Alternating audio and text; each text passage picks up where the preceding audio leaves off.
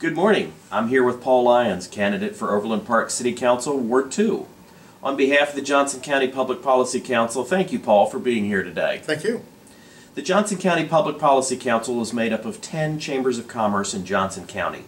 Our goal is to provide information about public policy issues impacting area businesses. You ready to get started? Sure am. Let's go. As a candidate, what are your top 3 policy issues? Well, I think in Overland Park we're in excellent shape. We're one of the best cities in the nation. We're financially stable. We don't have a lot of problems with infrastructure. We're one of the safest cities in the nation. So my 3 main focuses are to continue to support strengthening our neighborhoods, focus on the future, and ensure that we maintain a safe environment for all of the people in our city. Great. At 13.566 mils, Overland Park's tax rate is approximately half of our neighboring communities and remains the lowest of any first-class city in Kansas. Do you believe Overland Park citizens receive quality services and value for their tax dollars? And what improvements, if any, would you make to the existing city budget? Well, I'll say this, that we do a citizen survey every couple of years, and the last one that we completed in December of 2018 indicated that the vast majority of our citizens were satisfied or very satisfied with the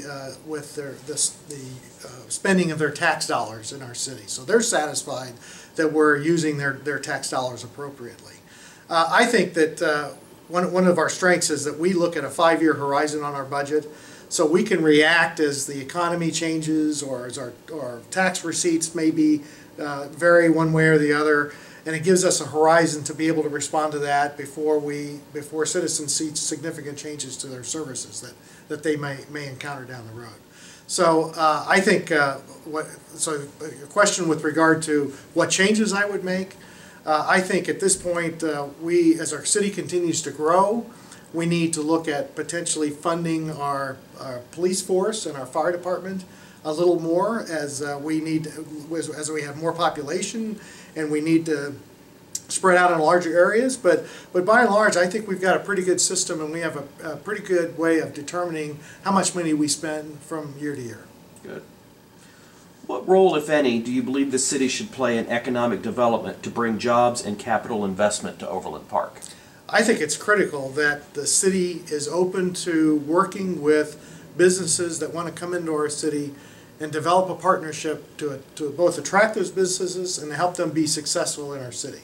So in terms of providing some sort of investment in developments in our city, I think we need to look at it on a case-by-case basis. There are times where if there's a clear benefit to our community, like it brings jobs into the community, it makes improvements to our infrastructure, then I have generally supported those investments and creating those public-private partnerships. I think our history shows that we've been very successful with that, and we've brought a lot of new jobs into our community as we continue to grow. Okay. What is your philosophy regarding the appropriate mix of residential, commercial, and green space in development and redevelopment projects and the use of incentives for those projects? Well, I think clearly we have a master plan for the city, and that master plan defines where it's appropriate to have commercial properties, where we have residential properties, and there's a layout of where the expected green space ought to be throughout the city. For the most part, we follow that master plan as the development progresses in the city. So I think that we need to keep an eye on that as each of these projects come along. And again, part of the purposes of establishing a public-private partnership with development is sometimes that'll help us navigate and manage what the development is going to look like and what amenities will be provided for it. That helps us make sure that we maintain our overall goal of what we want to see accomplished in the city. Okay. What do you think the 3 greatest opportunities are for Overland Park's economy in the next 10 years, and how would you capitalize on those? I think, again, we're in a unique position in our city right now where we don't have a lot of problems we need to fix. So our focus could be on the future. And we just completed a forward OP visioning study that involved thousands of residents in the city.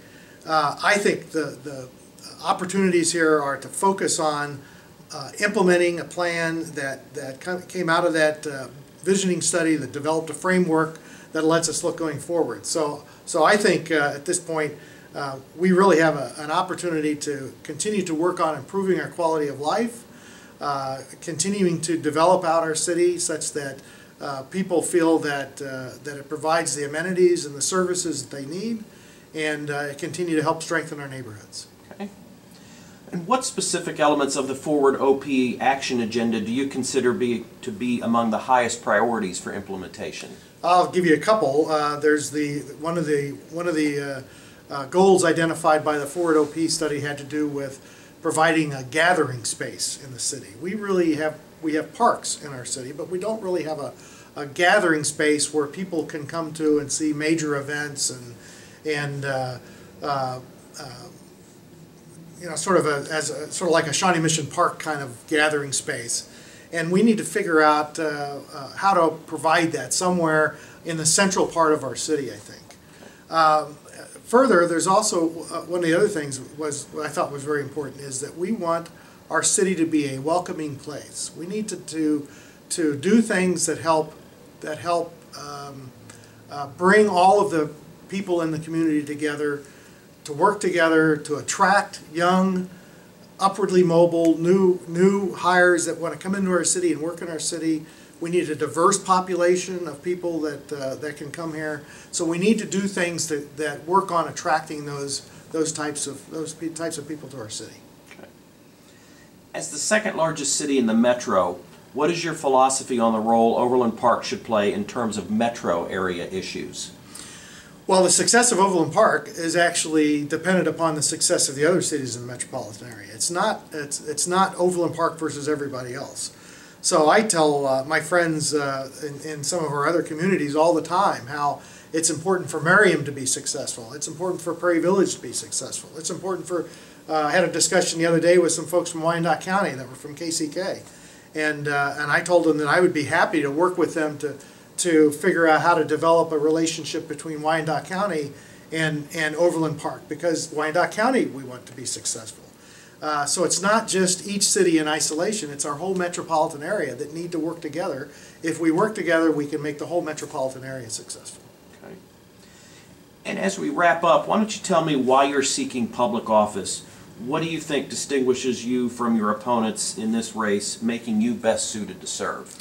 Well, I can tell you I've learned a lot in the time that I've served on the City Council.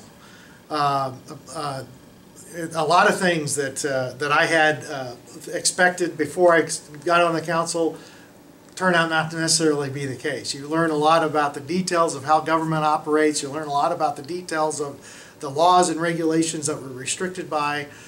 So I feel like in the time that I've served on the council, I've gained an expertise and understanding of how all of those pieces work together. As I mentioned before, we're in a unique position in our city where we don't have a lot of problems that we need to solve today. We can focus on the future. So I'm asking voters to support me as we've been successful up to now, providing a great city with a high quality of life. I think we're headed in the right direction. I would like support from my voters to carry me to the next term so that we can define plans on what we want our city to be like in the next 20 years. Well, thank you so much for joining us this morning, and we want to wish you the best of luck with the election. Thank you very much.